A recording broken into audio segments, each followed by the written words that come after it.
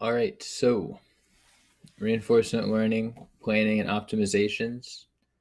Um, Leo and I do research here at UCF with UCF and the Air Force Research Laboratory, and uh, we do a lot of research in planning and reinforcement learning. AlphaGo Zero is one of the most well-known recent reinforcement learning like feats. There is an MCTS like algorithm, and MCTS stands for Monte Carlo Tree Search. We're going to talk about that more later. Um, but this allows you to look ahead, look into the environment. So, see if we had a rat um, in this maze, has to plan how to get to the end while getting that piece of pizza. So, oh, hello, Pedro. How you doing? Welcome to our presentation. Glad to be here. Yep. So we're talking about what does planning maybe mean in a reinforcement learning context. Does anybody kind of want to butt in and have any thoughts on that? We could kind of discuss before we get into things.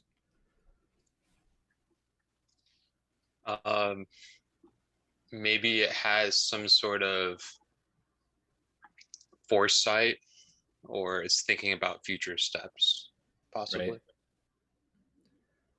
Yeah, there's definitely some look ahead, thinking to future steps. It's not just responding to, or it is responding to one state at a time, but it responds to that state and maybe models what future states could look like, kind of plans ahead. And we'll go into what that means kind of more in the reinforcement learning context. Take my jacket off. So I'm Brett Bissey. I'm a machine learning intern, and I'm a senior computer science major and stat minor.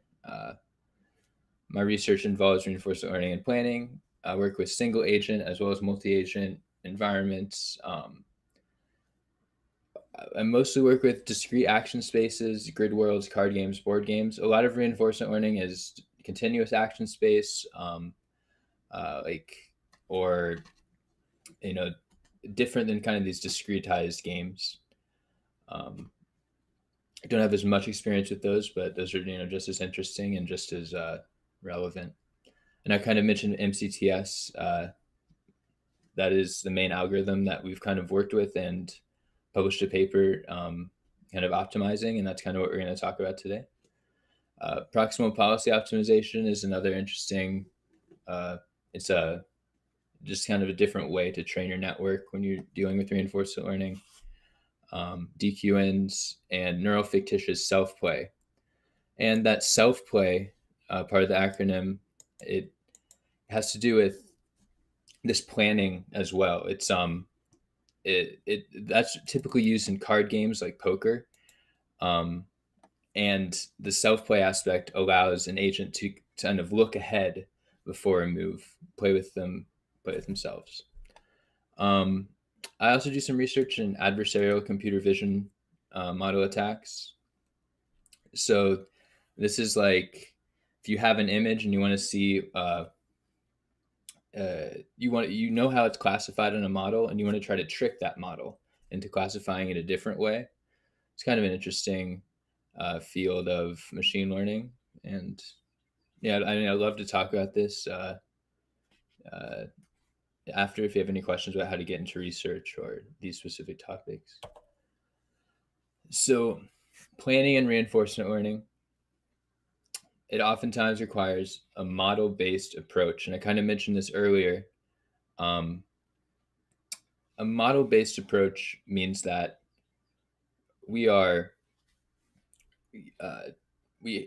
our agent sees a state of the environment, and then it kind of models the environment and looks ahead in that modeled environment to try to plan. A model-free approach would see a state and make a decision instantaneously without planning ahead. But that decision could potentially be a better decision than planning ahead if you have a model, if your model-free approach is trained well enough. So there's look ahead in the model environment based on the current state. Modern implementations use value approximations to reduce planning time. So this means that within our modeled environment, within the kind of search through the different game states within that modeled environment, we don't have to search every state to completion of the game, because we can kind of like approximate how good a certain state is with a deep neural network. And this is kind of how neural nets have encouraged growth in these areas of reinforcement learning. Like Monte Carlo tree search is a pretty old algorithm, but it's too time consuming, and it's not scalable to like general reinforcement learning. But if you can approximate states within this tree search, you can really reduce your time. So if you look at this, you guys have probably already started looking at this graphic. If you start, we'll start at the experience. Let's actually start at the acting. So this is your agent, and it acts, and it does an action, and there's an experience. And if you had a direct reinforcement learning, you would get a value policy straight from that experience, and it would continue acting, and it would just kind of go in that loop on the right side with the orange arrow. But if you had a planning-based approach, a model-based approach, after that experience, you would build out your model, you would plan based on that model, and your value would be coming from that model rather than the direct reinforcement learning route. So this is kind of an interesting graphic I found on the internet that compares both approaches. If you look at the time, it's 5:45. The model-based approach would be checking the traffic on your phone. The model-free approach would just be knowing that at 5:45, you don't take the highway. So, one is much more data efficient. You don't have to build out this whole plan of this traffic and what's going to happen, whereas the other could be more accurate but more costly. And with Monte Carlo tree search and these planning algorithms, run to completion, they could be 100% correct, because you could just look ahead and figure out every possible game state and every possible value that or every possible like reward that you're going to get, and figure out the best move, kind of like doing this what's it called, brute force approach. But in reinforcement learning, we're looking for a more generalized model, one that kind of mixes this planning with some approximation to find the general approach. So within the game of Go, and this is a really interesting game for reinforcement learning, and it's what AlphaGo Zero is famous for. We see a state on the board. We have a 19 by 19 board with black and white tiles on it. It's a very simple state. It's a 3-layer tensor. We see this state, and during a play step, and we start building out a tree of possible other states that state could branch to. If we're going down the tree, we go by a heuristic, or like there's like a curiosity heuristic, there's a value heuristic. Like these different heuristics can guide us down the tree depending on like how we tune our hyperparameters, but mostly based on just like good traces that we've seen before in the tree. Once we reach a state that we haven't seen before, it's a leaf state, and we want to expand that leaf state. And we want to get a value from that leaf state. Now, in typical Monte Carlo tree search, we would run that leaf state to completion and assign a value to that node. But in modern implementations, that default policy will represent a call to the neural network. So once we get the value of how good one state in the game might be, what reward we might get from it, we backpropagate that back up through this tree, through the game tree. And so all these nodes, and they get like a discounted reward. So if you're at this final node, you might get a 0.99 reward. If you're at this second node, you might get a 0.75 reward. And you kind of scale this back, and each node like dynamically updates how a certain state might be. So once we backpropagate that information up, we use that information to choose our next state. And once we take that step, that play step outside of the tree, we save that data. We save our entire trace as state, action, next state, reward tuples or objects. And we're going to train on that later to train that neural network that we use within the net. And that's what that line represents. So it's this kind of like cyclical, we're using the neural net to help us make these play steps, and then the play steps are simultaneously training the neural network. So it's kind of like the neural network is helping us secondarily. A lot of you don't have to read through all of this. I know it's a big no-no to put all these words up on the slide, but how our research kind of varies from typical AlphaGo Zero's Monte Carlo tree search is we're bringing in automaton through finite temporal logic to kind of represent environments and represent the games on grid worlds. And these automaton are going to help us with these heuristics in the Monte Carlo tree search to give us another heuristic based on how satisfied or what state are we of this automaton. And so if you guys have taken discrete, this is probably somewhat familiar to you. We have these state machines, just like DFA, and we have these different atomic propositions. And on this one, for instance, we have hostile and safe, and they're representing different states that, say, our reinforcement learning agent could be in. And given a formula, this LTL, linear temporal logic formula, says G means to always be. So wants to always be in a hostile state until it is eventually in a safe state. So you could imagine how you could kind of nest these equations and create like a game sort of, and that's what we did with grid worlds. So important questions of our research is how do we introduce an automaton guided reward shaping function within Monte Carlo tree search in order to increase data efficiency? How can we leverage state abstractions and formal verification techniques to train on explainable control policies? And can automaton guided reward shaping encourage emergent cooperative or competitive behavior in a multi-agent setting? I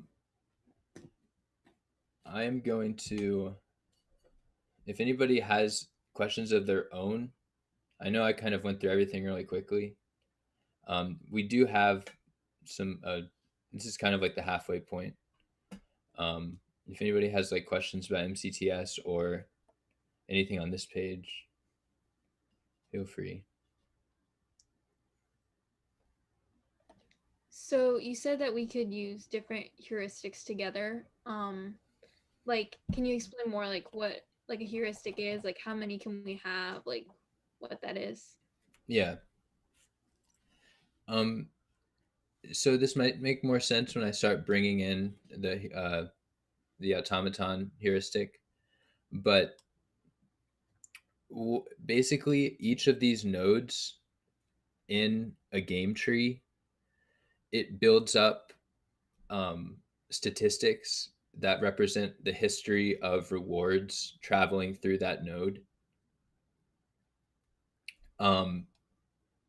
One statistic might be how many times has it traveled through this node. Another might be what's the average reward traveling through this node. Another may be like we might have a curiosity heuristic. So if something hasn't been traveled to very much, or something has already been traveled to, we don't travel to it in like 5% of the time or something, to encourage like us expanding the breadth of our game tree. But yeah, we're gonna kind of go into more specifically what that means. But does that kind of help you? Yeah, that makes more sense. Thank you. Okay. Okay. So with these questions in mind, we're going to go forward into kind of the new part of the novel part of the lecture. So automaton guided planning. This is where we bring our DFA in. We have some high level objective. It's special instructions, and it's formalized into a state machine. And I believe this is actually one of the state machines for one of the grid world environments we had. And this has 7 states, many more transitions. And we're going to use like the transitions within this research to add a new heuristic. So we have our agent environment model. They both come together in MCTS, and we get an explainable control policy satisfying the objective. Part of the reason that DFAs are interesting in this context is because of like the explainable aspect. If you have something that says the agent is going to pick up 2 pieces of wood, then take them to the factory, and then take them to the home space, that is like, you can explain how the agent is training. Whereas in typical reinforcement learning and planning, you kind of have to do the explaining afterwards, and you kind of have to like it's kind of more up to the algorithm and more up to like the model to figure out an optimal policy, and you have no way of kind of prodding it in different directions. This can also be like a bad thing if you don't have a good high level objective, because you could like hurt your model. You could potentially like you could be only looking at one way to like solve the objective depending on how you formulate that.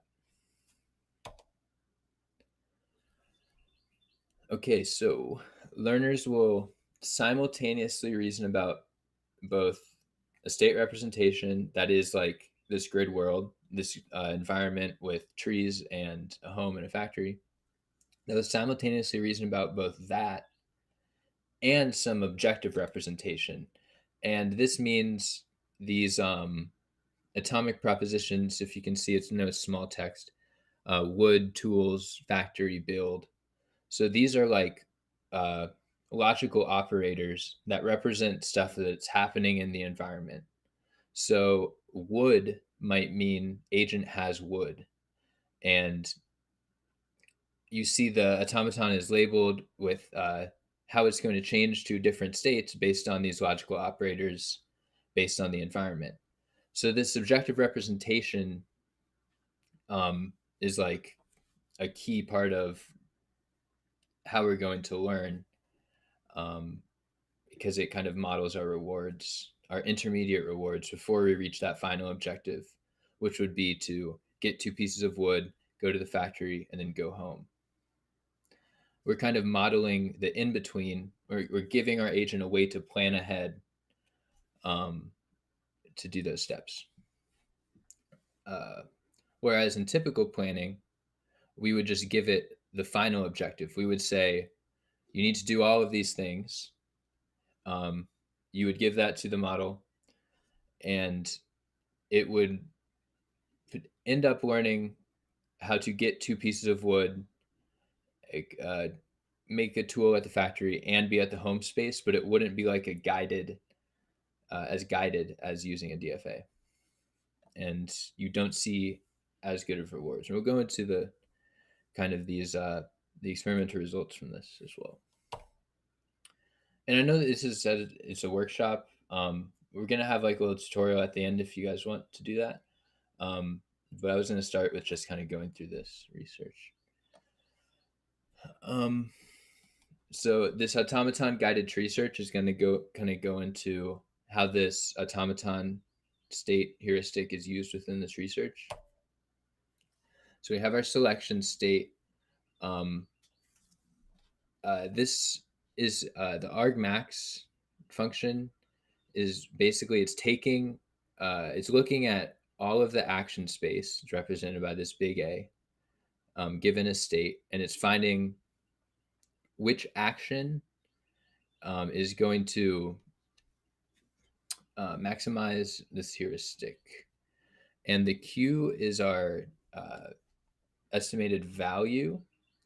The Y represents our estimated, the Q represents our estimated value given a state. Oh. The U represents our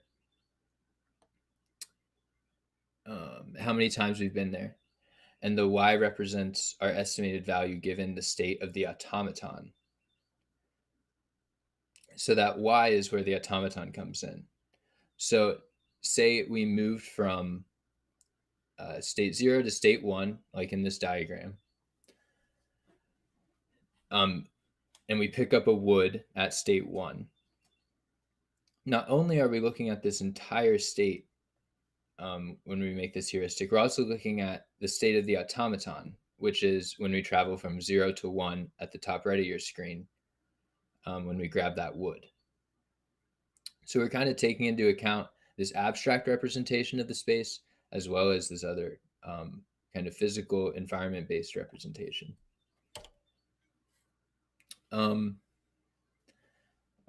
As we expand the neural network, we're using our CNN to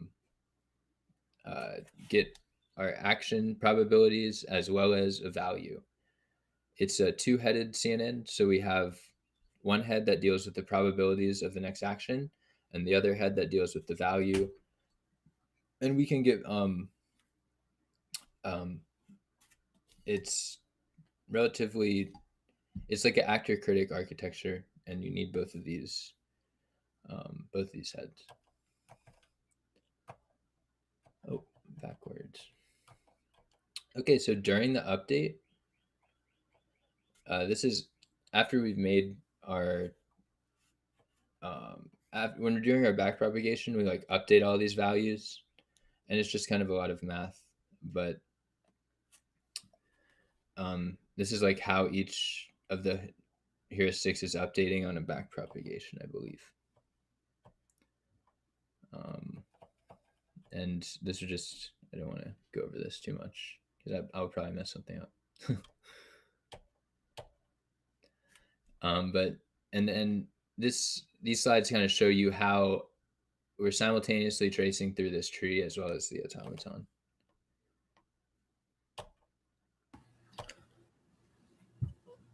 Lior. Oh yeah, I have a question. Mm-hmm. Can you use an automaton in a free model where the heuristics are not combined during planning?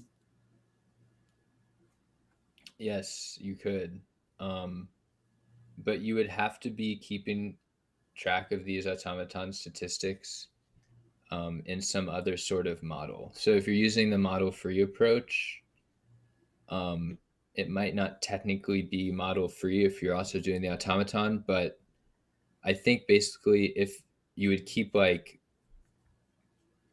track of the states in a certain trace, and then you keep track of the automaton states within those states, and kind of like save those within nodes that aren't a game tree and use those during your model free. But it would still require kind of keeping track of these states.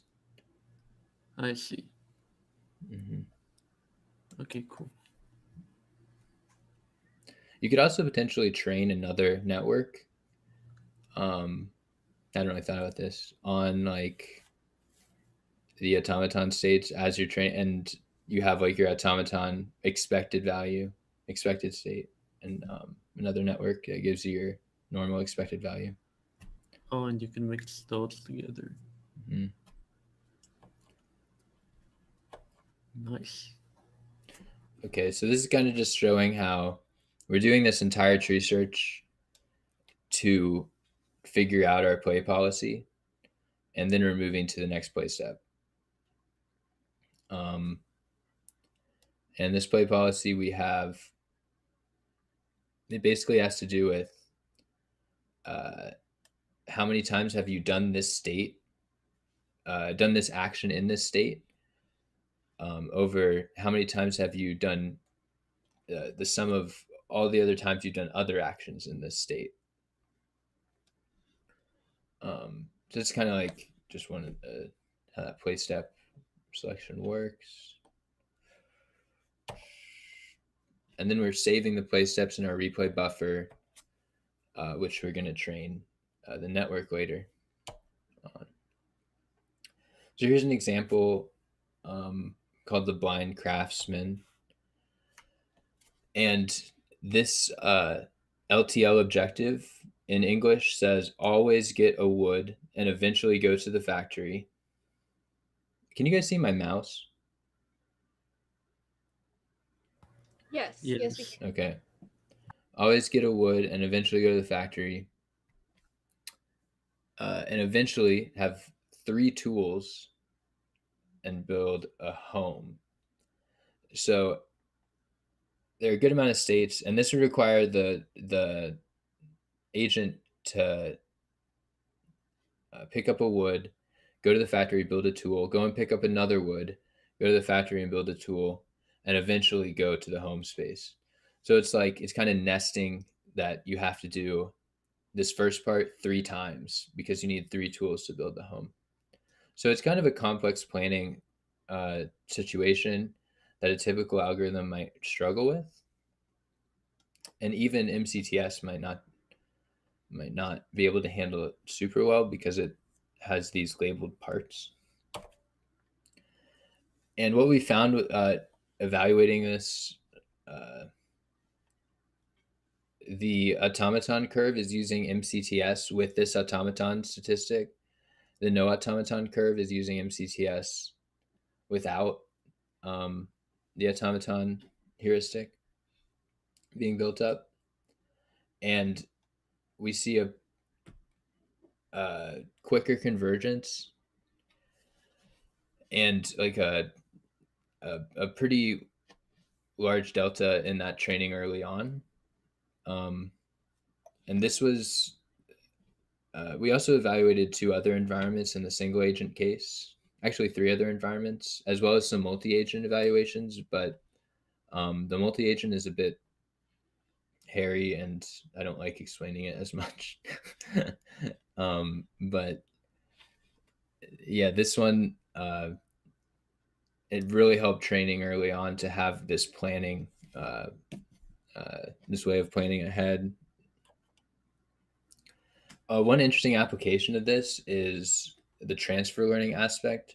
So because we have this like abstract objective space where we're describing like what's going to happen based on the automaton space that we're at, or the automaton state that we're at, we can transfer this to larger grids and larger game boards that also have other labels. They could be like we train on a 10 by 10 board, we transfer it to a 25 by 25 board, and it has like similar labels, but there are also mountains, and we use the statistics that we built up from the automaton in the 10 by 10 training, and we transfer those to our 25 by 25 training to kind of help within that tree search. And we find that it really helps. And transfer learning is kind of like the first step to a generalized reinforcement learning method. If you can train an algorithm on one environment and then it does well in another similar but different environment, it's a good thing. So this is these transfer learning results. So this is like after training on the 10 by 10 environment. The green is when we transfer those objectives, and we see a much a higher convergence rate on transfer. And the automaton without transfer still performs better than our no automaton MCTS. And this is on a 25 by 25 grid, very similar to that one. And then this one on the right is when we're using like randomized environments rather than fixed environments. Oh, and all these curves are like averages together of I believe, 25 training runs. So like randomizing your environment is also, it would mean like these mountains would like show up in different places on the environment, depending on different game steps. So you would kind of like be generalizing your grid space as you're training. And that helps robustness of a learning algorithm too. I found these when I was making this, and I thought they were kind of interesting. Just kind of how reinforcement learning can be used in all these different areas, and I've only really explored the games aspect of it. I'm only just playing these games. But there's so many areas where it can be used, specifically like transportation with some of the, like I feel like planning ahead and in tandem with direct reinforcement learning, could really change the way that we look at self-driving cars, and multi-agent systems has a lot to do with this transportation aspect too. But there are just so many areas where reinforcement learning is being applied today, and like it's really kind of a young field with lots of unknowns to research. And just as machine learning, it's like it's like an art, and there's so many different ways that you could like design these algorithms. And like our approach is just kind of adding this automaton onto another algorithm that somebody else made. So it's like, people are constantly building on top of each other's work, and just a fun, exciting field. So now we're gonna, if you'd like to, like, does anybody have any other questions? Or I can kind of. For that mountain with the house grid world, what's the overall? Is there an overall goal? Yeah, so the goal would be the same as the goal that we trained on, which was to, in the smaller space, which is to grab 2 pieces of wood, which would mean like go to the wood space twice, take those to the factory, which is the barn, I guess, in this instance, build a tool, eventually have 3 tools, and go to the home space. And so is the goal simply to complete that task, or to do it in some kind of like the shortest way or fastest way possible? Yeah, so the goal is to complete the task. The shortness will come with time, with training. But yeah, so the goal is the same on both. Yeah, like as you train, your runs will get shorter if you have a good algorithm, because it will be learning like the algorithm is set up to coax out this optimal policy.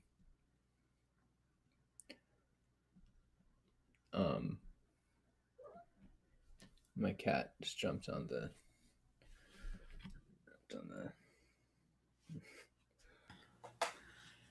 That's a nice cat. Yeah, he's nice.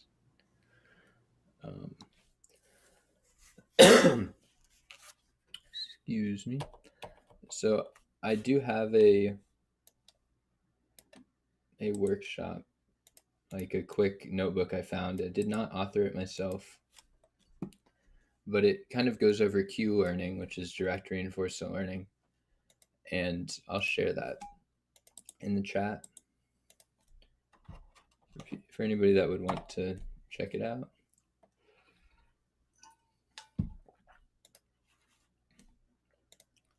And I'm going to share my screen as I go through that.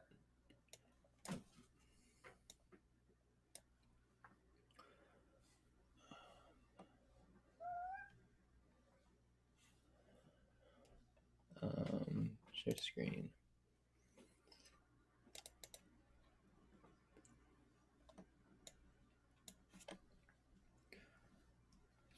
Okay.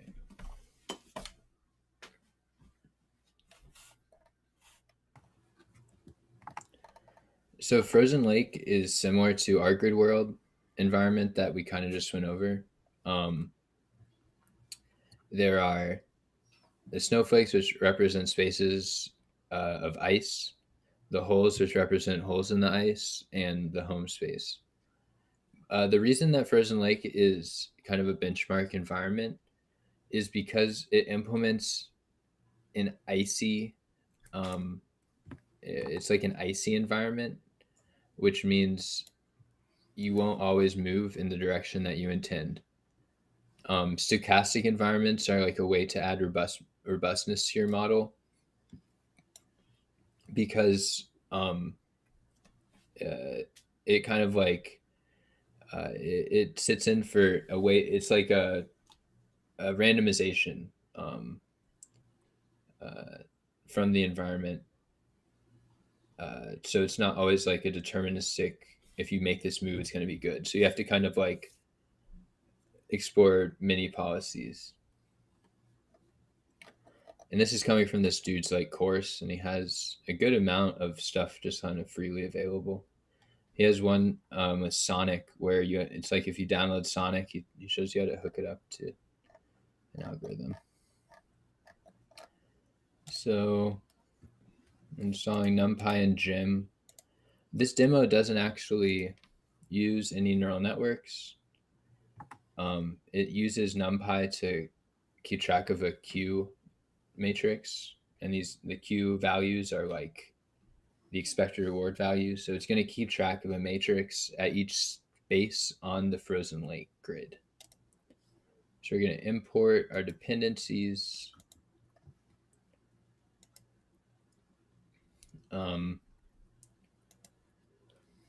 Let's make the environment. I know I'm just kind of clicking through this, and I would typically like write it out, but I'm just clicking through it. Our action size, because Gym is like a commonly used wrapper for reinforcement learning environments. So you can make a lot of the benchmark environments using Gym. And let me go in on that. It's probably a bit better. So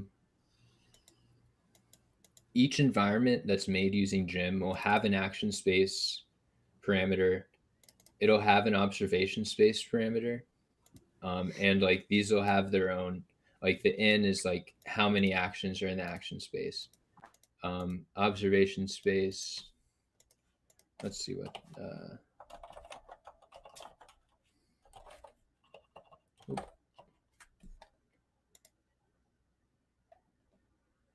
And our action size, I think it's going to be 4. Yeah.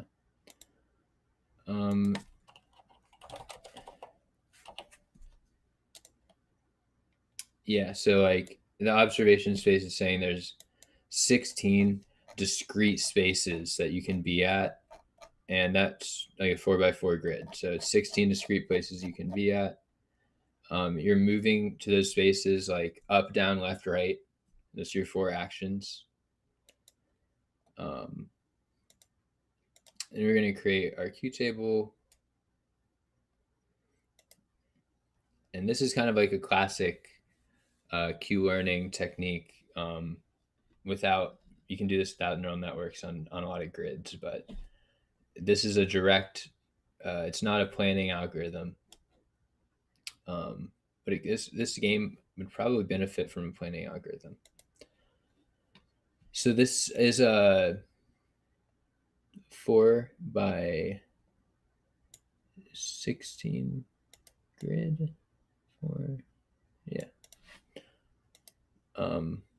With state size and action size columns. Okay. State size rows and action size columns. So for each state, when there's 16 possible states, right?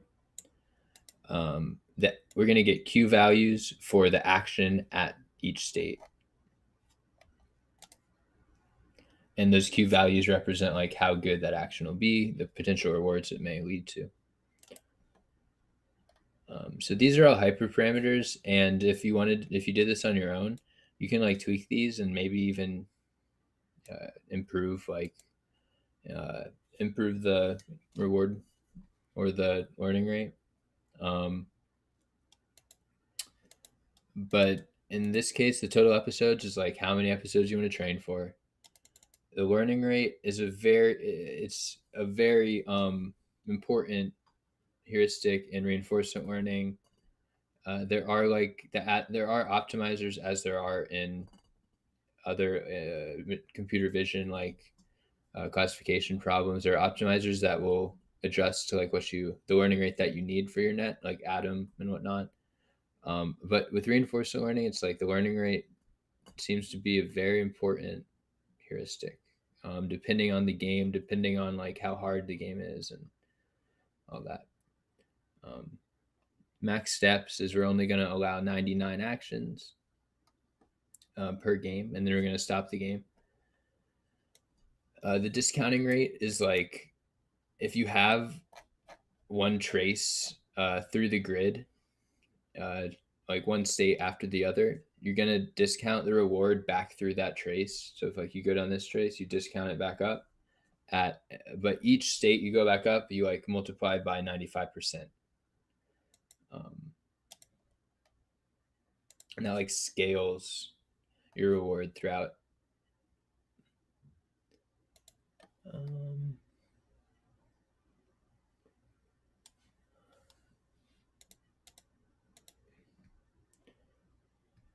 Exploration parameters. It's kind of what I mentioned earlier. You can kind of go to different states depending on if it's early on in your training or not. The exploration rate in this case is set to decay as you get later on in the game. So at the beginning of the game, it's like explore any action you want. But near the end of the game, it's like we're only going to use the learned policy. So in this case, at the beginning of the game, like the first step, you don't have to look at the Q table at all. It just says random policy. But the last step, you only look at the Q table and there's no sense of exploration.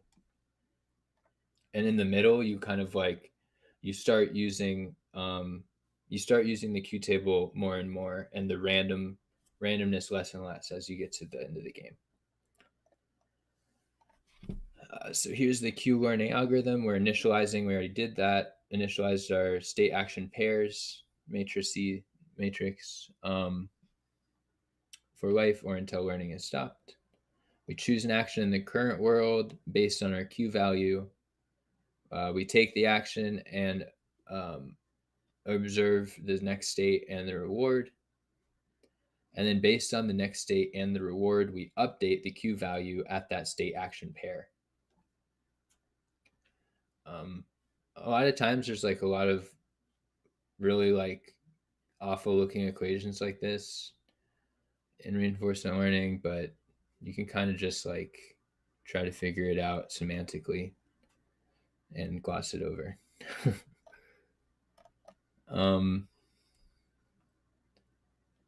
List of rewards. So we're keeping track of our rewards, I guess.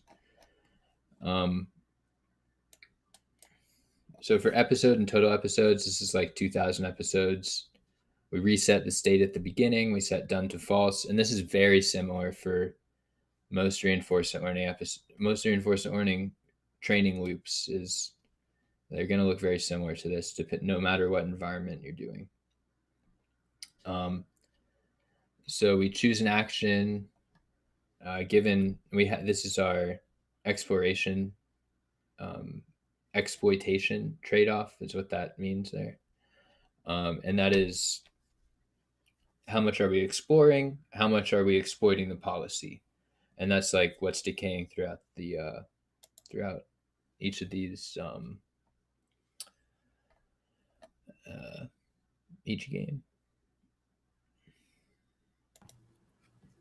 So yeah, so then we're taking the max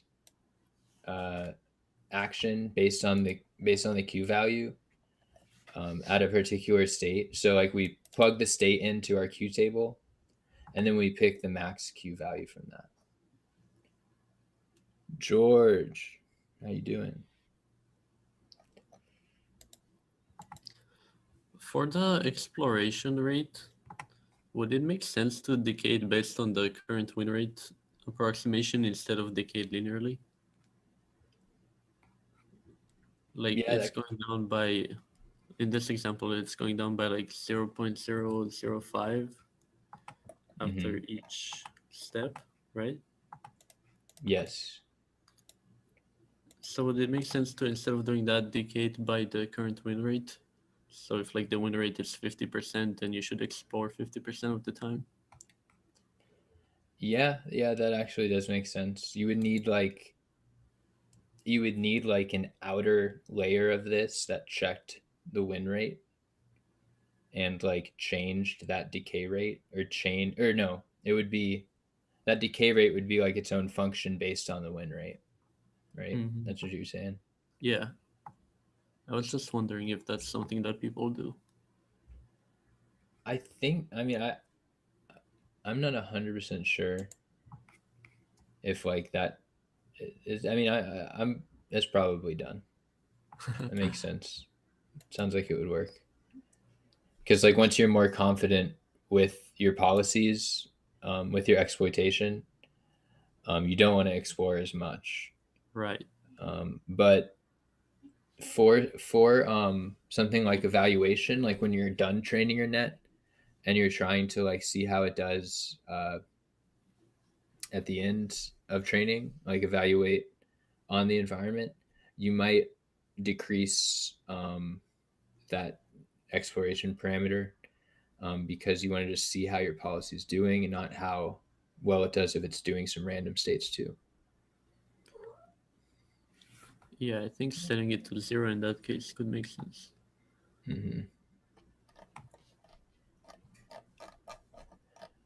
Okay, so it's kind of going through this. So this is we get our action only if this like we're doing a random action some percent of the time, and that's what I believe this. So yeah, that's what Leo and I are kind of just talking about, is we're doing a random action some percent of the time, and this is where we decide if it's going to be random or not. So this is where it's taking the random sample, and this is where it's taking from the Q table. So then we've decided our action in this part of the code. We step into, we have our gym environment, and each gym environment is going to have this step function. So we do environment.step with some action, and the action has been chosen up here. And we get our next state. We get our reward. We get whether the environment has finished, the agent has won or not. And info is a way that we just and keep track of other things that happen in the game, or like print statements that we want to logs that we want to keep track of. And so this is where that updating is happening in the Q table based on the next state, the reward, and the learning rate. In this case, the learning rate is directly used in this update function. Like nowadays, instead of a Q table, you just use a CNN or some network, and you feed it the state and the action. Actually, the networks, you just feed it the state. Or I guess you just feed the network the state, and it gives you action probabilities from that state, and it gives you the expected value from that state, rather than using a table with state action pairs.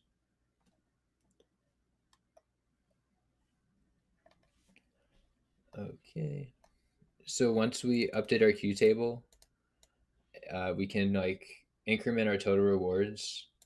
In this game, I believe you only get a reward at the end, so the total reward is only going to be updated at the end. But then we set state equal to new state or next state. We break from this loop if the game is finished. This is where we scale down our exploration, and then we're going to start the loop over. This inner loop, rather. Sorry, right here. We're going to start the loop over and just keep playing that game, updating the Q states. After each episode, we restart the entire environment and start from the beginning. And then this code, it keeps track of our score over time, and it prints out our Q table. I can just run it now.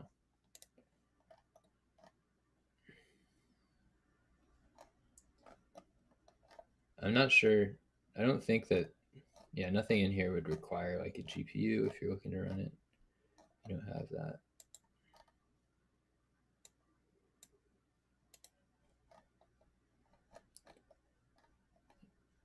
So unfortunately, they're just scaled like this, but this is just representing like if we start at an initial Q table, which is just all zeros, and we are updating that Q table over time. This is like how good each state action pair is for our agent.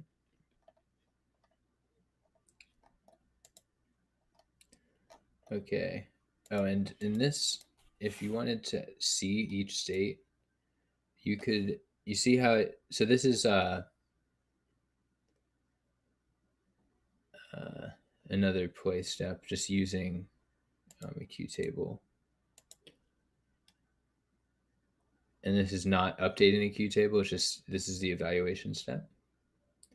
And if we wanted to see each game step, we could include that there. And this runs 5 games. I'll just have it run 1 game for now.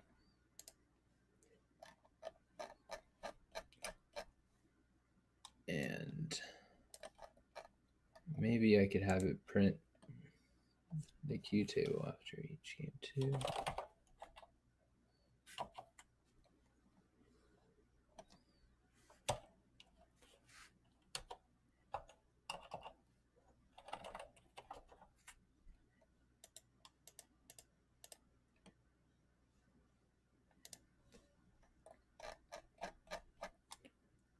Okay, so what's going on here is I have it printing out the actions at each state, or the Q table at each state. So I'm pretty sure it's up, down, left, right would be these actions here. And it's saying it's moving down, down, down. Wait, but it's not moving down. Huh. I guess down is up for some reason in this situation. Or down would mean to the left. Sorry, that's very confusing. But it just moves through this, or no, I guess it's not. A lot of the values look the same. Yeah, because I think because we're at the same state in this case, right? With this pink representing. Oh, I see. So the actions at that state are going to be the same because they're coming from that Q matrix.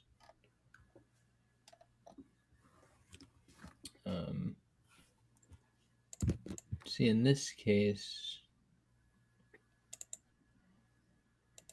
we move left. But where is it moving left? I guess here and here is left. And then up. Okay. Okay. So the actions are like, should be rotated. So up is going right. Very confusing, but I guess it makes sense. So up is the first one. So it says the highest value, so it goes up. Down must be the second one. So it goes down here. That doesn't make sense. Sorry. No, these are looking kind of weird. Yeah, this is me and Leo are like debugging. Okay, so Leo is my research partner, and this is us debugging like everything. Just like that doesn't look right. but yeah, feel free to play with this if you want to. It's been about an hour now, I guess. So I'll kind of wrap this up. If you guys have any questions or anything or whatever, thanks for coming. Thank you for the presentation. Of course, of course.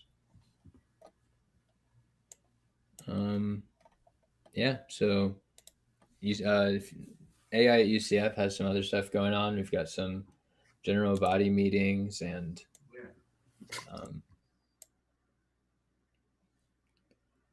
George. We got a lot going on if you're interested in that. I know clubs are so different this semester because everything's off campus, but yeah. Thanks so much for showing up, guys. I'll stop the recording.